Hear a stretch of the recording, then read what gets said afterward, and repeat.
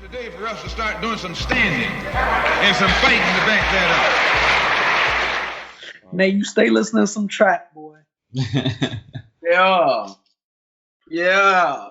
I used to ask Nate, say, Nate, how you an intellect bumping so much Gucci, man? Right? I used to always say that to you, right, Nate? Like, how? And this nigga Adam knew me about 5 years before you, and I hadn't been no different then.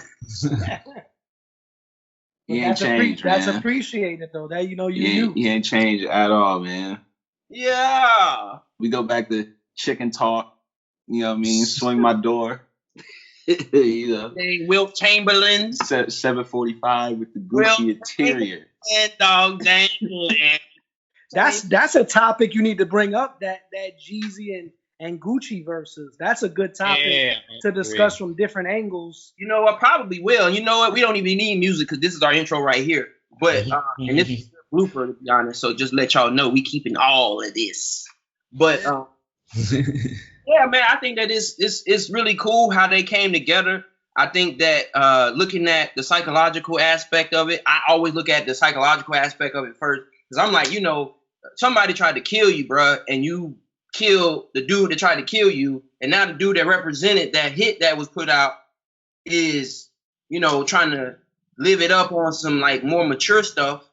Like, that's not easy. If that happened to any one of y'all in your personal lives, somebody tried to put a hit out on you, you might not want to drop, You got to look at the whole dynamic, though. You can't just say somebody put a hit. You got to say somebody put a hit on you.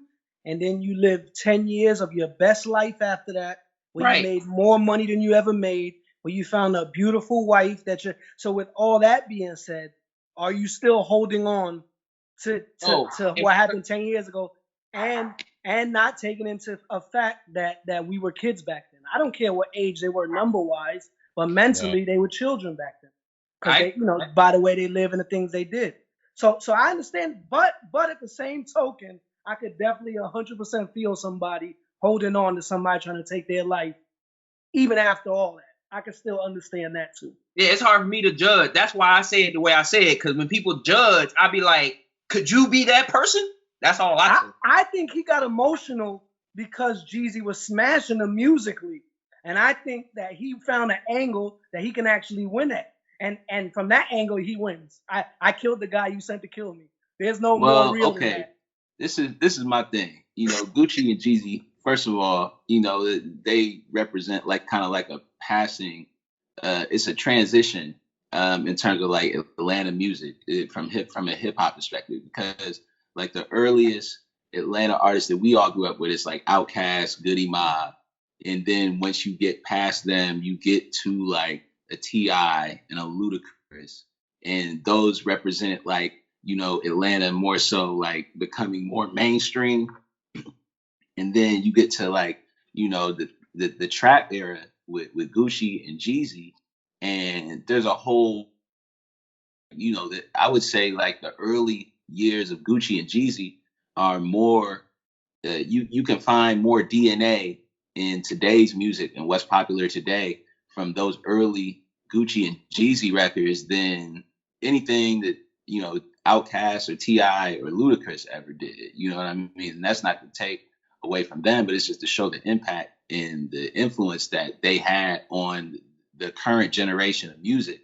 And, they both have had an influence and an impact. But, I definitely think that Gucci, he had a point to prove, and he made it known that it was still very, he was still coming from a very different perspective than Jeezy, coming from the more evolved, like, we on some grown shit and we passed this and I don't want to address the beef, none of that. Gucci, came in still like, I'm with that energy, like I'm still connected to the streets. I might not be in the streets, but I'm still with that shit, so.